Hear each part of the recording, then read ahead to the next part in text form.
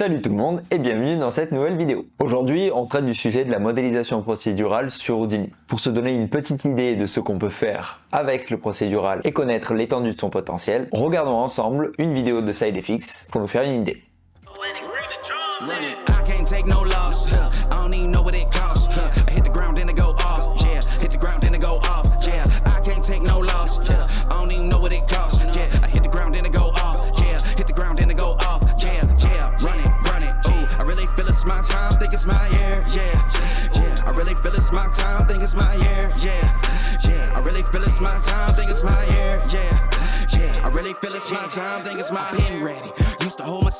Self-esteem been bad. Gotta keep on chugging. Ran through everything in front of me. Might smoke bed in heaven. Got a whole agenda. Can't aspire to get ahead, so bump that. It's no surrender. Got a dollar flipped up. I'm trying to get it in FT to get them when they're hand and crypto. Learn how to fix that. Ouais, ça en jette.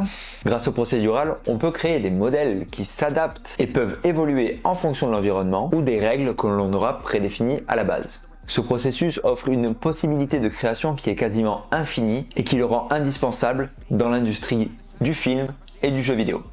Avant de commencer notre première modélisation, un grand merci à tous ceux qui se sont inscrits à la formation gratuite de Foxform 3D. Vos retours sont super motivants et les réponses au questionnaire m'offrent une grande compréhension de vos attentes et de vos besoins. C'est super, je vous remercie encore une fois. D'ailleurs, gardez l'œil ouvert parce que des surprises vont arriver dans votre boîte mail à partir de la semaine prochaine. Pour ceux qui ne se sont pas encore inscrits à la formation gratuite, le lien est dans la description. Allez, trêve de bavardage, on plonge directement dans la modélisation procédurale de ce donut. C'est parti.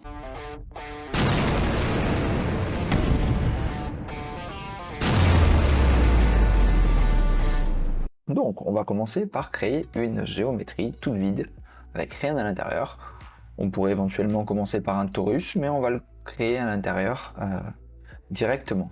On nomme mon fichier donuts, je ferme tous ces paramètres, et on rentre à l'intérieur. Une fois qu'on est dedans, il va falloir créer un primitif. Bon, le mieux pour la forme d'un donut, ça va être le torus directement. Donc on peut aller dans l'onglet Create juste ici en appuyant sur la touche Tab. Donc tu as le choix entre box, sphère et tous les primitifs communs. Donc on pourrait commencer par créer le torus. Sinon, tu peux aller dans la barre de tâches qui est juste ici. Et si tu fais clic gauche et que tu le places, normalement, ouais, ça va recréer un objet et ça va nous créer automatiquement le torus.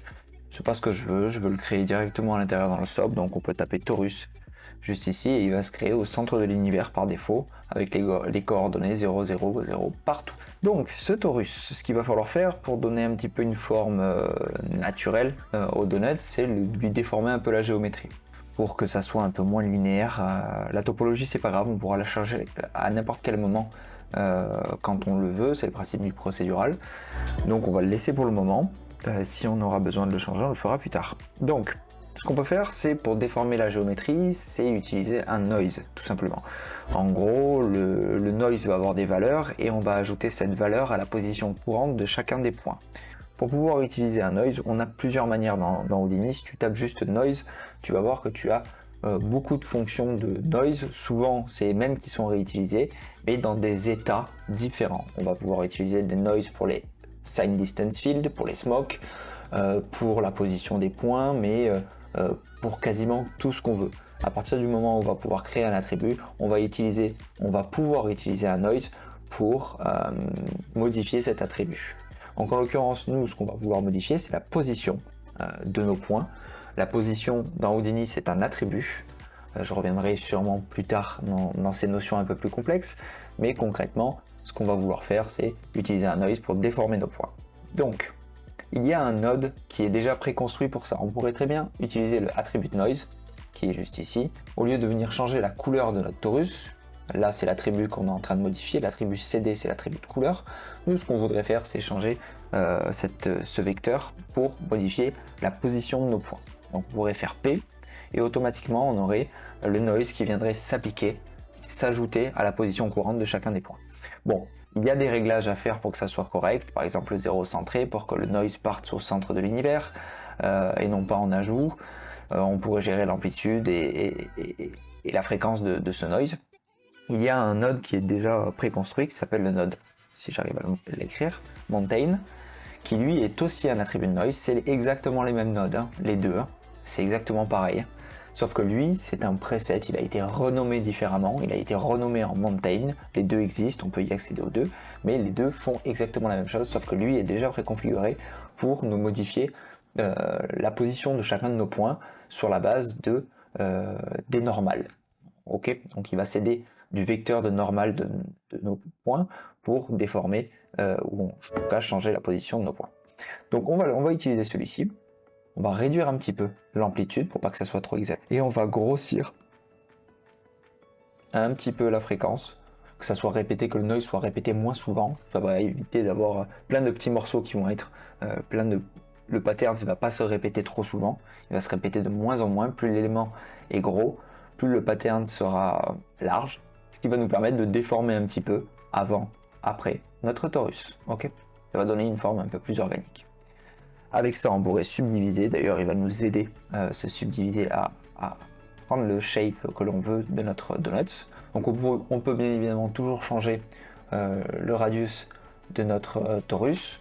On pourrait par exemple réduire encore son épaisseur. Pourquoi pas? Je vais le réaugmenter un peu, que ça soit un peu épais. Et avec le subdiviser, juste avec un niveau de subdivision, ça suffit pour le moment.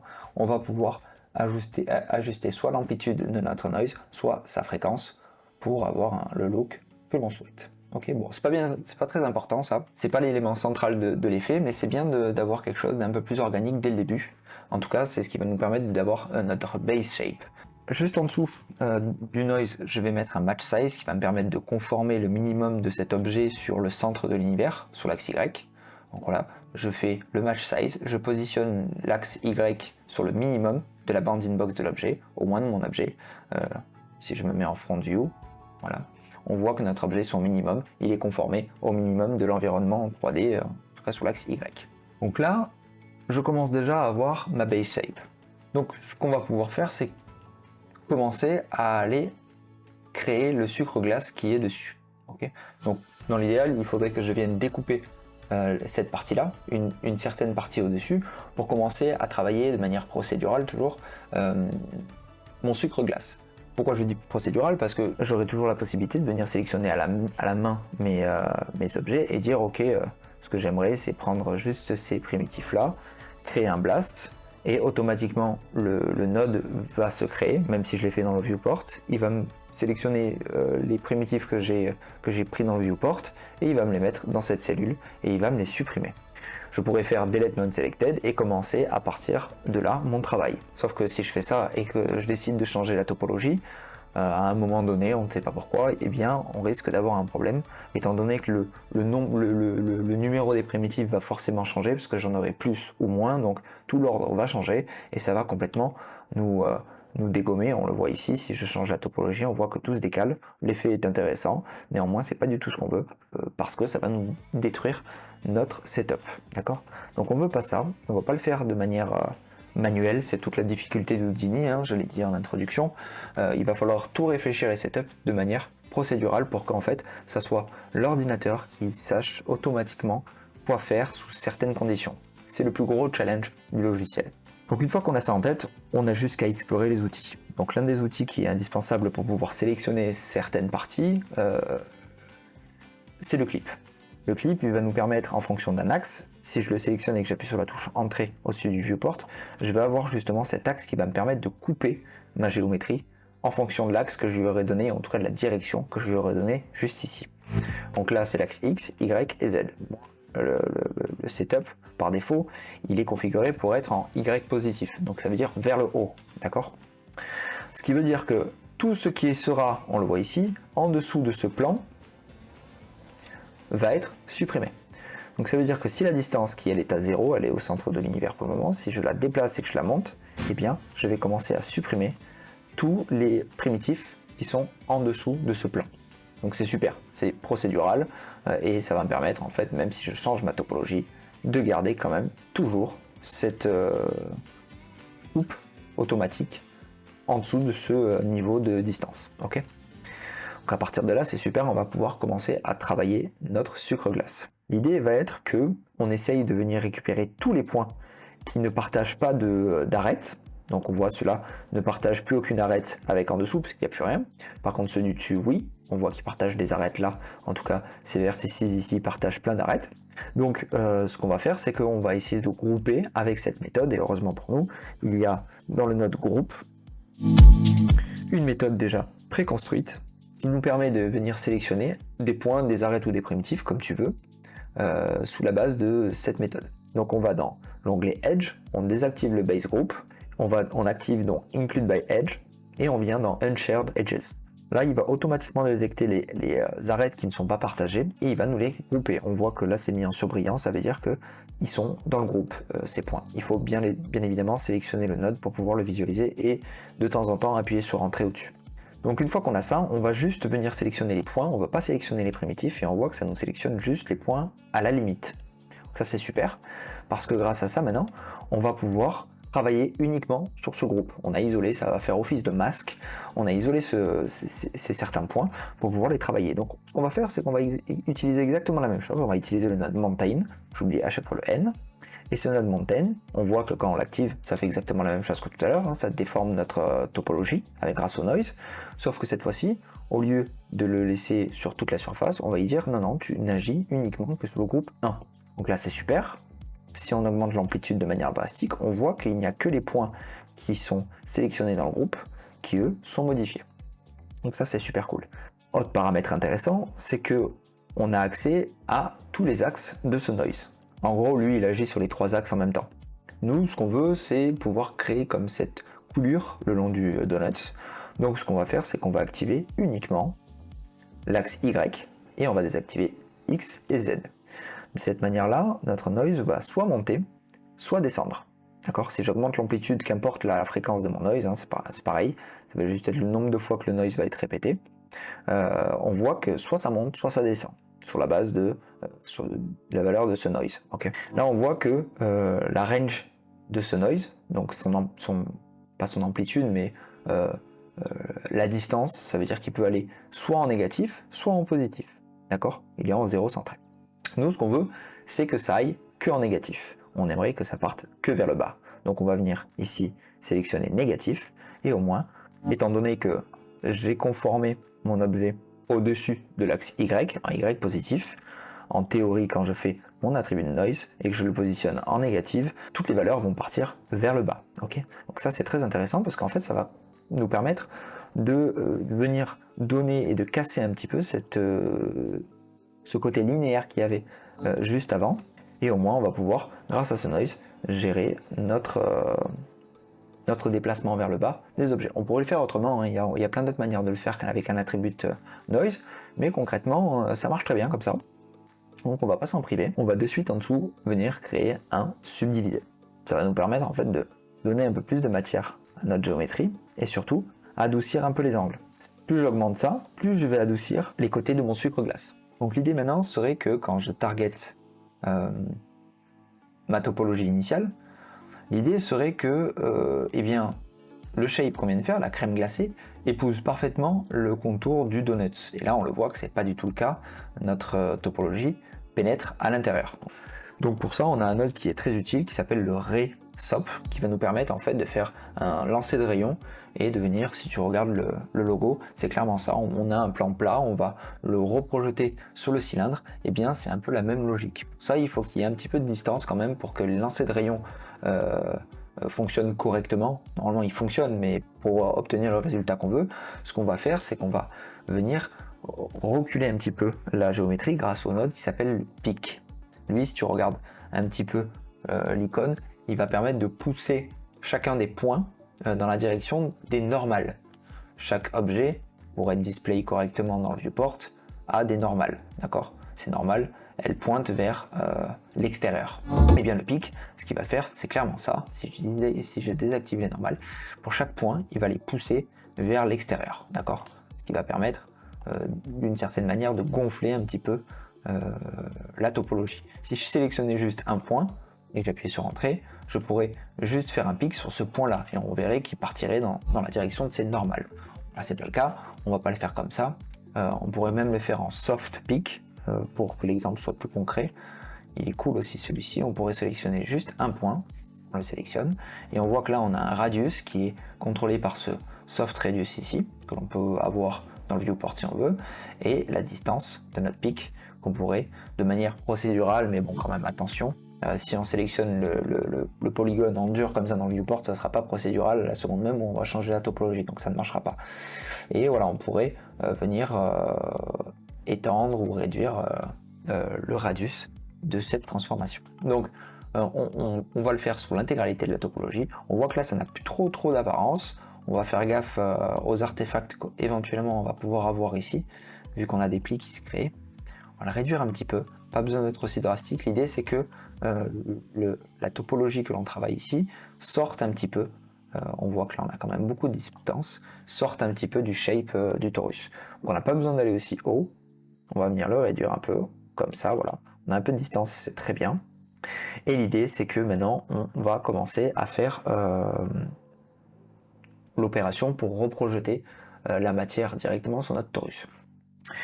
Si je la reprojette directement comme ça, là, rappelle-toi le lancer de rayon, lui, il va faire la même chose que le pic, il va aller chercher vers les normales, ok? Sauf que nos normales, nous, elles pointent vers l'extérieur.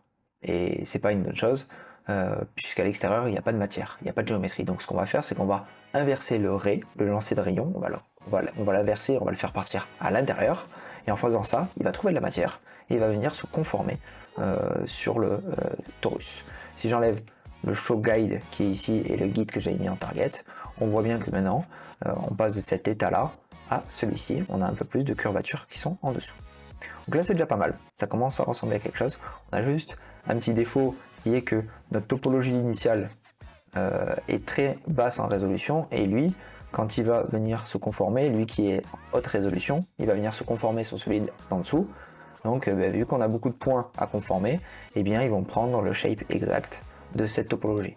Soit on resubdivise en dessous ici, ce qui va nous augmenter considérablement le traitement parce qu'il va y avoir plus de points, c'est pas idéal. Soit avant le smooth, on vient éventuellement, ou après soit on subdivise pas de suite, ou on subdivise beaucoup moins que ça. Voilà, on subdivise qu'une seule fois. Ça va un petit peu alléger le résultat. On voit que plus on met de matière ici, plus il va y avoir de géométrie. Plus il y a de géométrie, plus il va pouvoir se conformer à la référence. Ou on veut pas ça.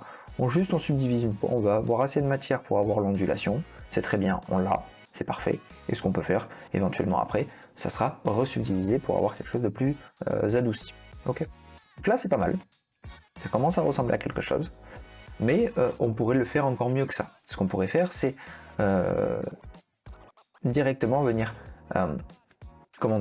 extruder, donner du volume avant le resop. Tout simplement parce que quand on extrude, quand on fait une extrusion, on va pouvoir grouper certaines parties de l'extrusion et ces parties les reprojeter dans le resop et ne pas toucher aux autres. Donc c'est ce qu'on va faire. On va prendre la subdivision, le polyextrude, pardon, et on va venir extruder notre géométrie comme ça, éventuellement, ou on va faire l'inverse parce que là on a poussé vraiment notre matière. On va tester, on va voir et on débuggera. Et surtout ce qu'on va faire, c'est qu'on va venir output le back, d'accord? En faisant ça, on ferme la topologie en dessous quand on fait l'extrusion. Et en plus de ça, ce qu'on peut faire, c'est créer un groupe pour cette partie qui vient d'être créée, celle-ci là, qui apparaît et disparaît. On le voit ici là. Là, c'est la première partie de la surface du dessus. Et il va y avoir ici une partie qui va se créer en plus. Cette partie-là, on peut automatiquement la grouper de manière procédurale. Ça c'est juste magique et c'est ce qui fait la puissance du soft. Et c'est ça pour plein de nodes.